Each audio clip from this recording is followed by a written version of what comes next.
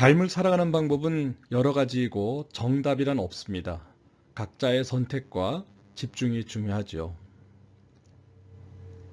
영리를 추구해야 되는 기업 형태로 사회적 공헌을 할 수도 있고 비영리 단체로 사회적 공헌을 할 수도 있습니다. 사회적 가치, 공동의 가치를 높이기 위해서 노력하는 비영리 또는 영리 조직에 종사하는 분들이 많이 계십니다. 또 이러한 것을 주도적으로 창업하는 분들도 계십니다. 소셜 벤처 기업에 지원을 하는 엑셀러레이팅 그리고 투자 지원을 하는 전문 기업 임팩트 스퀘어의 조용민 매니저 모시고 전화 인터뷰를 진행했습니다. 본인이 얼굴을 드러내는 것을 좀 꺼려 하셔서 목소리만으로 여러분에게 들려드리니 이 점 이해하시고 잘 들어주기 바랍니다. 조영민 씨는 우리 명지대학교 동문이기도 합니다.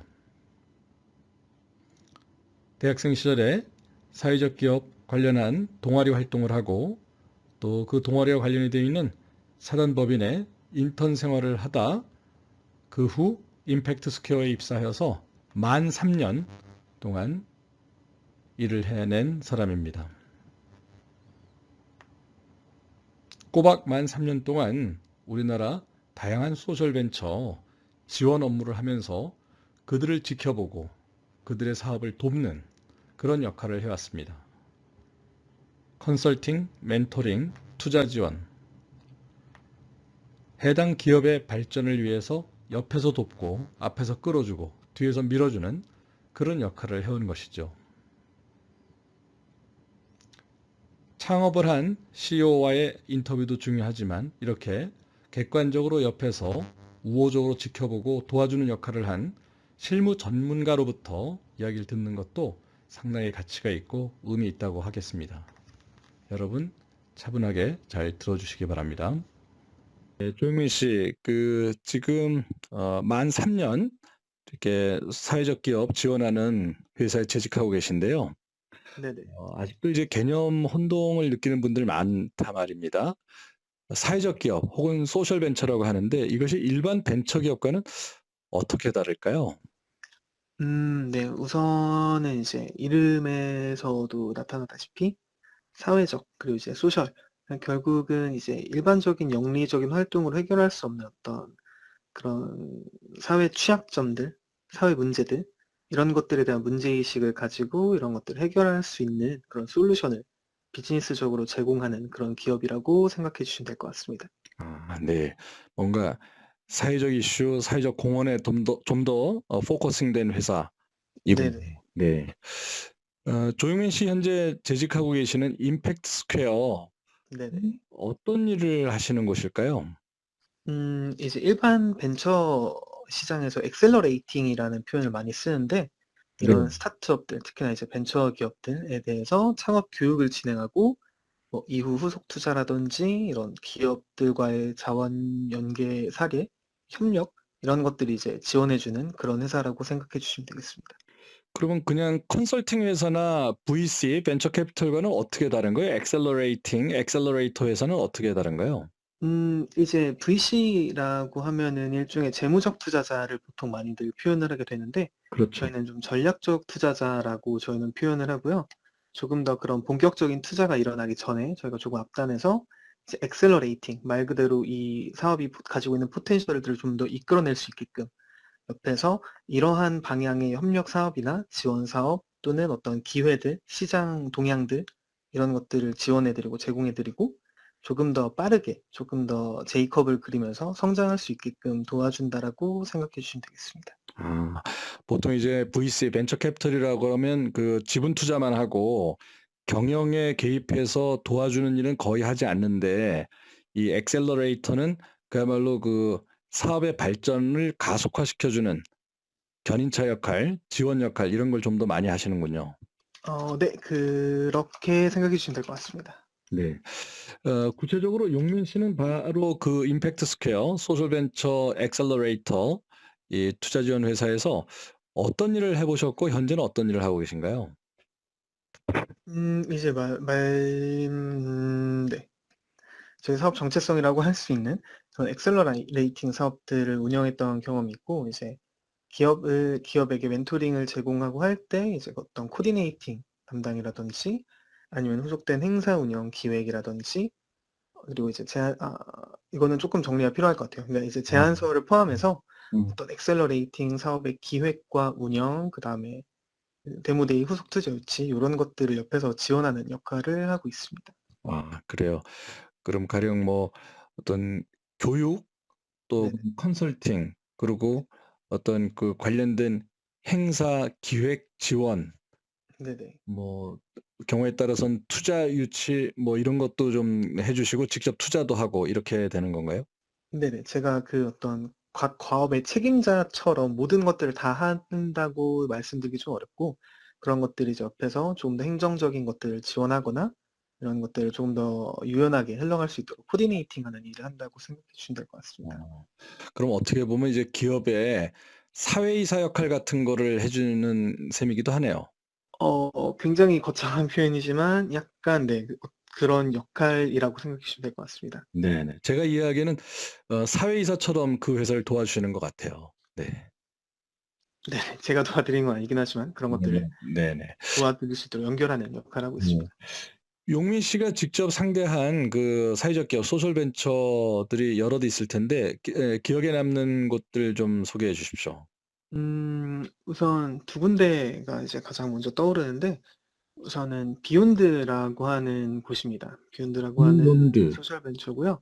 네. 이곳은 청소년들에게 이제 패션 관련된 진로 교육을 제공해 주는 그런 사회적 기업입니다. 아. 네네. 여기 같은 경우에는 이제 아무래도 비행 청소년이라고 불리는 일종의 학교 밖 청소년들이 이제 너무 일탈을 거듭하면서 이제 사회 안정화 바깥으로 벗어나는 걸 막기 위해서 이제 이 친구들이 관심이 가장 많은 패션 산업이라는 걸 중점으로 이들에게 뭐 패션에 대한 교육 같은 것들, 그리고 뭐 조금 더 밀접하게 실제로 옷을 디자인해 본다든지 아니면 모델 피팅을 해 본다든지 아니면 어떤 그런 모델링을 해 본다든지 이런 식의 패션 관련된 산업들을 직접 경험하고 이제 체험할 수 있게 해 주면서 이 친구들이 사회 안정화 밖으로 빠져나가지 않도록, 너무 일탈하지 않도록 도와주는 역할을 하고 있고요. 네. 그리고 두 번째로 제 생각나는 기업은 먹스킹이라는 곳입니다. 이쪽은, 먹스킨이요? 네네, 먹스킹이라고 하는 곳이고요. 네. 이제 이곳은 인디 뮤지션들에게 이제 공연 기회를 보다 좀 자주 하기 위해서 어떤 공원 같은 유휴 공간이나 카페 한 켠이라든지 아니면 어떤 서울시와 같은, 뭐라고 할까요? 공공기관들 이런 것들이 음. 있는 유휴 공간을 활용해서 거기서 인디 뮤지션들이 공연할 수 있게 만듦으로써 그 죽어 있는 공간에는 조금 더 생동감이라든지 어떤 유통량, 뭐라고 하죠? 좀 더 사람들 이렇게 네네. 불러 모을 수 있는 그런 역할을 해 주고, 동시에 인디 뮤지션들에게는 공연할 수 있는 기회와 부가적인 소득을 제공하고 있습니다. 아 네네네네. 그 회사들 비욘드나 먹스킹이 현재 어떤 외부로부터 지원 없이 좀 수익을 내는 그런 비즈니스 모델을 좀 잘 갖고 있나요? 어떤가요? 음 사실 이 지원 사업이라는 것도 너무 부정적으로만 보기엔 좀 어려운 게, 특히나 이번에 이제 코로나를 겪으면서 이런 네. 사업들 같은 경우에는 특히나 좀 직격탄을 맞기 쉬운 사업들이라서 슬기롭게 잘 어떤 협력 사업들과 지원 사업들을 통해서 잘 겪어 나가고 있고요. 충분히 이제 이 비즈니스 모델을 검증한 상태고, 이후부터는 조금 더 펼쳐 나갈 수 있을 걸로 기대하고 있습니다. 그럼 그 비욘드나 먹스킨 경우는 아직은 이제 그 외부 도움 없이 그 수익을 내는 단계까지는 아직은 아닌가요? 네네. 이제 지금은 이제 좀 더 정부 사업이라든지 이런 것들을 함께 운영하고 있습니다. 네네. 그쵸. 사실 그 지원이 꼭 부정적인 것이 아닌 게 인큐베이팅 기간이라고 생각을 하면 충분히 그 좋은 성과를 위한 밑거름이 될 것 같습니다. 네네.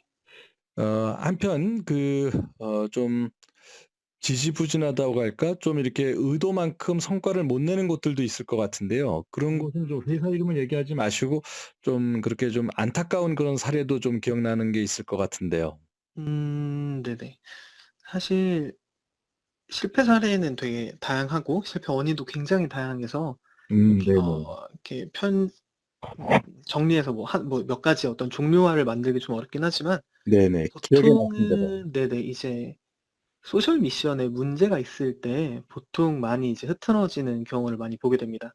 아. 특히나 네네 흑자를 내더라도 흑자를 내는 순간부터 특히나 이제 어떤 일반적인 재무적 투자라든지 관심 가지는 사람들, 시장의 반응 이런 것들이 높아지면서 이제 자칫하다가 이제 본인이 처음에 창업했을 때 생각했던 그 사회적 가치, '아 나는 이러한 사회적 문제에 태클해서 이걸 조금이나마 좀 더 완화시키고 좀 더 좋게 만들어 보겠다.'라고 했던 부분들을 놓치는 경우가 사실 생각보다 정말 많게 돼요. 특히나 이 어려운 데스밸리라고 하죠. 이제 이게 어려운 그런 과정들을 겪으면서 기업 생존을 위해서 이제 자금들을 끌어오고 사업들을 운영하다 보면은 그런 소셜 미션이 이제 자칫 흐릿해질 때가 있는데 보통 그게 흐릿해지는 순간부터 이 기업이 점점점 이제 회생하기 어려운 그런 상황으로 흘러가는 것들을 많이 봐서 네.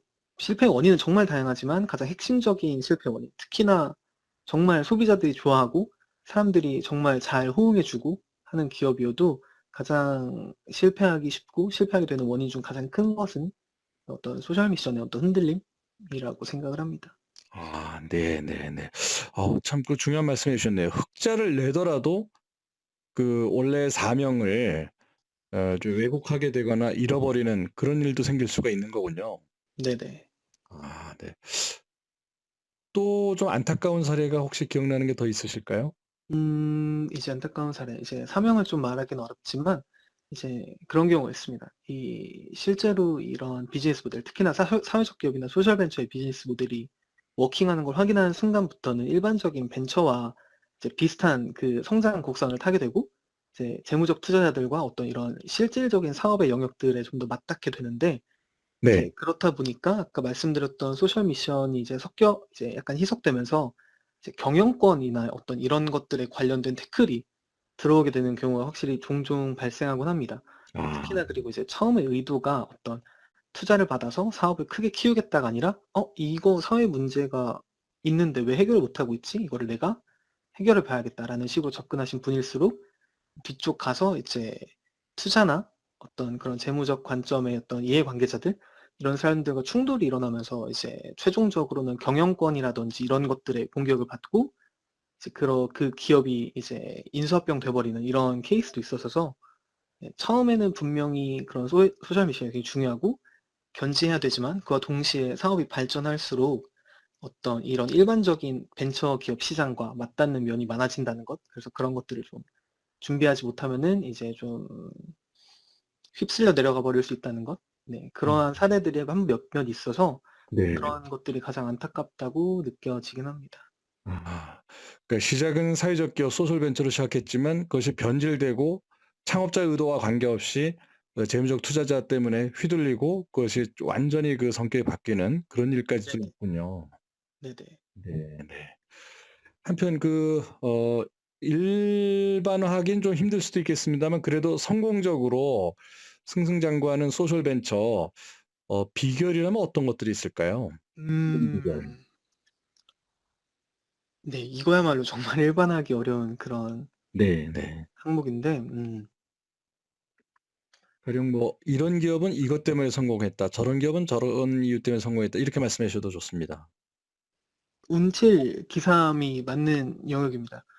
아. 어떠한 어떤 정말 좋은 사업 아이템과 정말 좋은 사회적 가치 그리고 실질적으로 그 사회 문제를 변화시킬 수 있는 그런 솔루션이더라도 자칫 이제 타이밍이 맞지 않는 경우도 정말 많았고 반대로 약간 그런 것들에 조금 좀 더 허술한 조금 덜 쫀쫀한 그런 구조를 바탕으로 사업을 운영하더라도 실제로 어떤 이슈나 뭐 최근 들어서 있는 뭐 플라스틱이라든지 해양 쓰레기 문제라든지 뭐 친환경, 비건이라든지 뭐 이런 쪽에 대한 어떤 테마를 바탕으로도 성장하는 그런 기업들도 굉장히 많아서 비결이라고 한다면 사실 비속어지만 네. 존버할 수 있는 것들 아. 내 소셜 미션을 믿고 존버하는 것이 음. 가장 핵심적인 비결이라고 얘기할 수 있을 것 같습니다.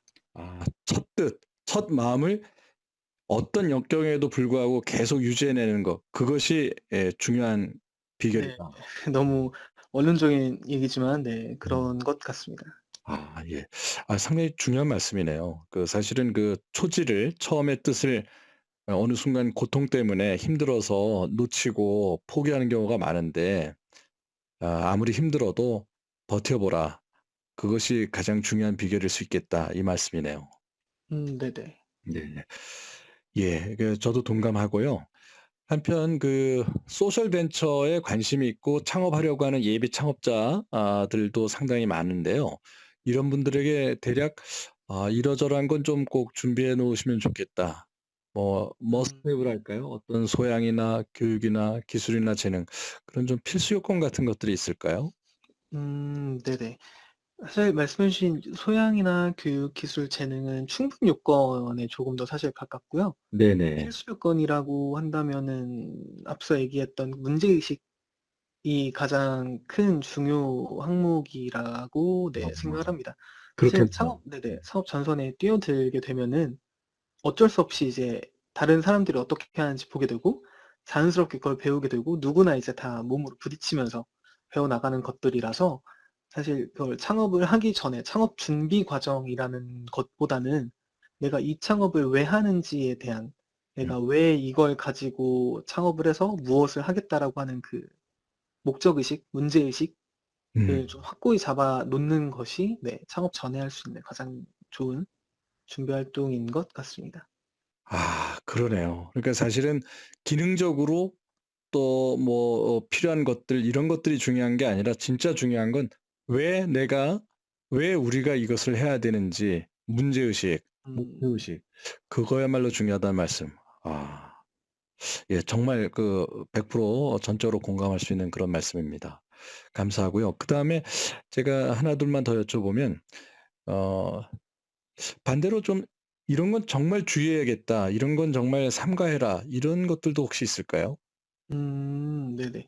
제가 너무 앵무새처럼 같은 이야기를 반복할까 봐 쪼끔 두렵긴 한데 네네. 이게 기업이라는 게 생존하려면은 당연히 기본적인 영리 수익을 깔고서 그다음에 이제 활동을 해야 할 수 있게 되는데 그러다 보면은 아까 말씀드렸던 이제 보통 일반 벤처기업 시장에서는 좀비 기업이라고 많이 부르게 되죠.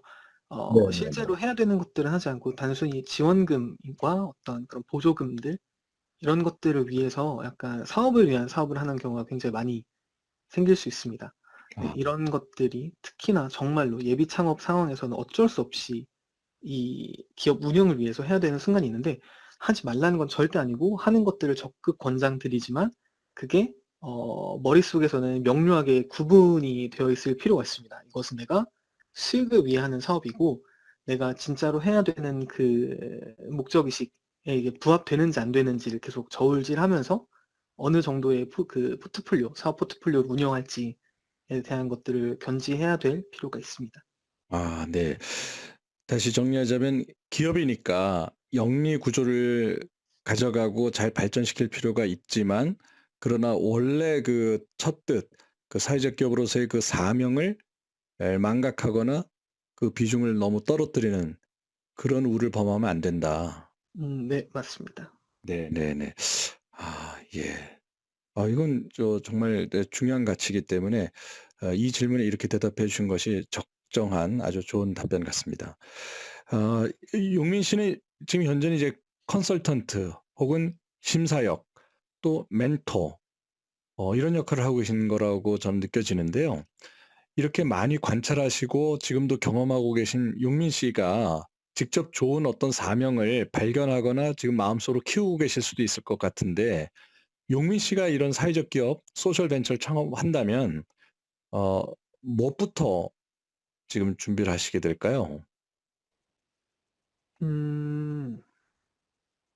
만약에 제가 해야 한다면 되게 재미있는 질문이라서 약간 상상의 폭이 너무 넓어지고 있는데 네네. 저라면은 우선 지금 당장이라도 프로젝트성이라도 단발성이라도 한번 해 보는 거를 추천드리고 저라도 해볼 것 같습니다. 사실 사업 아이템이라는 어떤 그런 아이디어가 사실 생각보다 그렇게 브릴리언트한 정말 유니크한 아이디어 나오긴 정말 힘들고 사실 떠올리는 여러분들이 지금 떠올리고 이제 사람들이 보통 떠올리는 그런 창업 아이디어도 딱 떠올리는 순간 한 100명, 200명쯤은 같은 생각을 한 번씩 해봤을 그런 확률이 높은 그런 아이템이기 때문에 사실 이거를 가지고 막 이렇게 구원해서 잘 만들어내서 세상에 공개하겠다라는 마음가짐보다는 이런 게 있으면은 괜찮을 것 같은데? 이런 게 있으면은 분명히 어떤 사회 문제에 조금이나 이바지할 수 있을 것 같은데? 라고 생각한다면은 빠르게 정말 최소한의 모델로 MVP 모델로 보통 표현을 하죠. 정말 네. 최소한의 그런 구조로 한번 단발성이나마 자그맣게 진행해 보는 거를 추천드리고 싶고 저라도 아마 그렇게 진행하게 될 것 같습니다.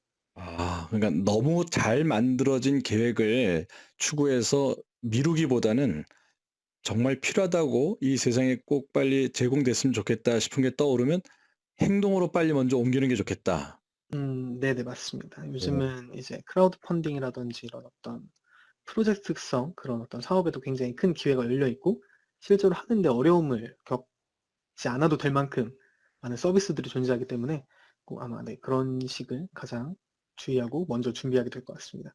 예, 그렇죠. 아무래도 창업한다고 하면은 그 창업 자금 조달이 힘든데 요즘은 지금 말씀하신 크라우드 펀딩 같은 제도도 있고 정부 지원도 있고 그러니까 좋은 아이디어, 좋은 사명만 떠올릴 수 있으면 빨리 행동에 옮기는 것이 좋겠다 이런 말씀이네요. 네, 맞습니다. 네. 정말 학생들에게 정말 좋은 시간이었을 것 같습니다. 정말 고맙습니다. 네, 감사합니다.